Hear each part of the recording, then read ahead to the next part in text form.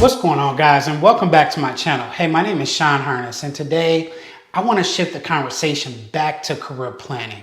And mainly because there's this conversation I feel that just keeps coming up.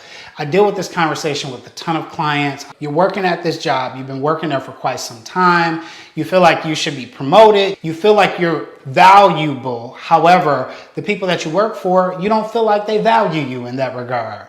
I've had an opportunity to be a recruiter for some of the largest and most well-known Fortune 500 companies. When someone is looking to determine if they should promote you or not, they're going to judge you on three main elements: performance, image, and perception. So stay to the end of this video if you like to hear some of those tips. Let's run it. Let's get started.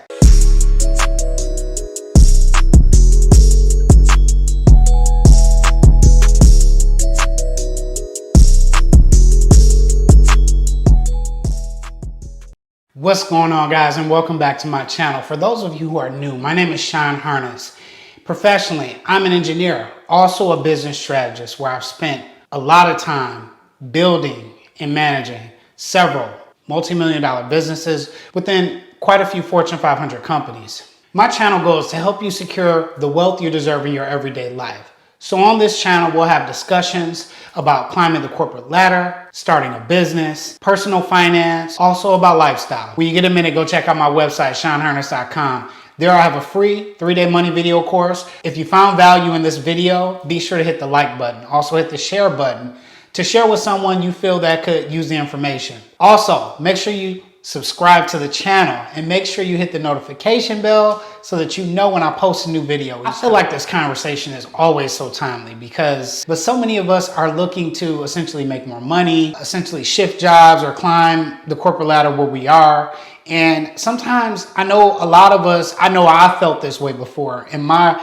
professional pursuits.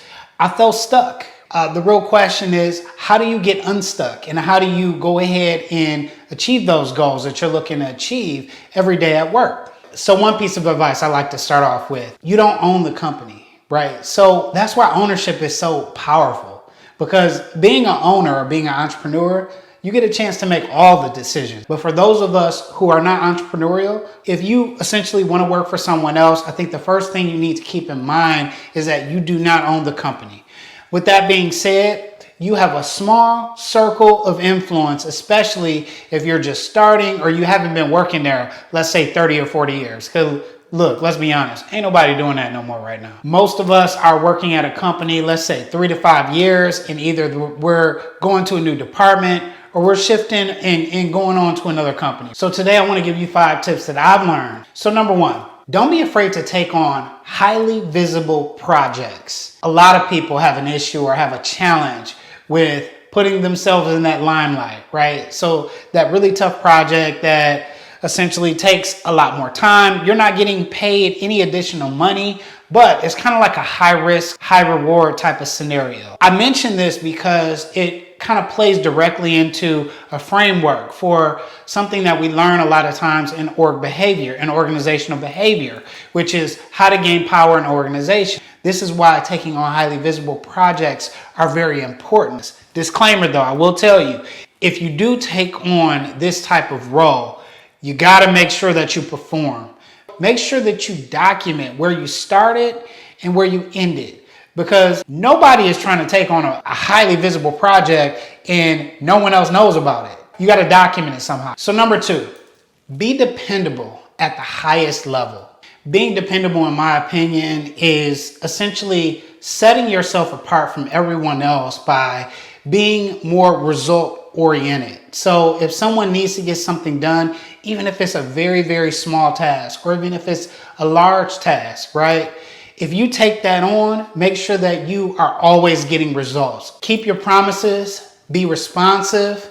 And lastly, I would say, don't overburden yourself with work because you're trying to overachieve. Don't take on too much, because if you do, you won't get anything done. Number 3, focus on building strong relationships. I believe this is probably one of the most important pieces of information that I may give you today. Having someone important, and when I say important, That's someone who's essentially a big decision maker, someone who's at the table, who can speak up for you. Those types of relationships are very important. The key is to find something that you have in common with that person, whether it be basketball, whether it be tennis shoes. You got to find something that you have in common and drive the networking from that piece that you have in common.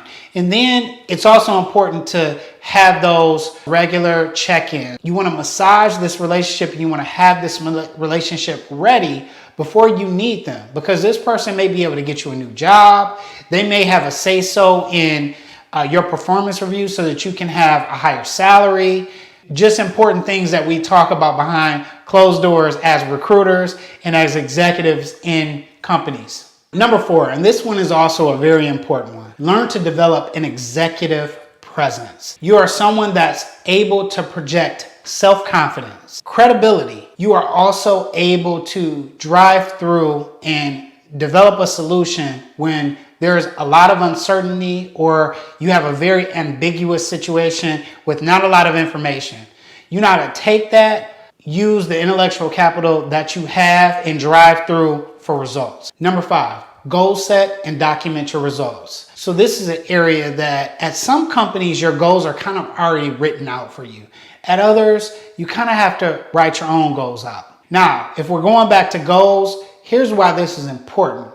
You want to show that you can qualitatively and quantitatively drive results in the company. If you're able to increase productivity, if you're able to reduce costs. Here's an analogy I like to always give. When you're starting off working for a company, and let's say you're not really making the salary that you want. If you think about when you get ready to purchase something, they give you that 30-day trial and it's free, right? If you like this 30-day trial that you essentially signed up for, you would probably either pay more money or stay in the contract to continue to pay money and sometimes even upgrade and pay more money for that 30-day trial. This is essentially the same thing that happens at companies. When you first come in, you are starting off and not making the level of salary that you want to make. But what's most important as you focus in on those goals, you document your results, and from there, the people at the top will see what you're doing, and once they see that, they're going to want to promote you because you're continuing to add value into the company. All right, guys, that's our time for today. Hopefully you enjoyed the conversation. I knew this one was a little bit shorter, but I wanted to kind of get to the point quickly, give you some tips that I've learned, again, being a recruiter, also from mentors and from colleagues. If you found some value in this video, be sure to like it. Also, be sure to subscribe to my channel. Share this video with someone who you feel could use the information. When you get a minute, go check out my website, shineharness.com. I have a free 3-day money video course there for you to check out in order to gain some really good skills as it relates to climbing the corporate ladder in your career or building your business. Until then, peace, guys. We out.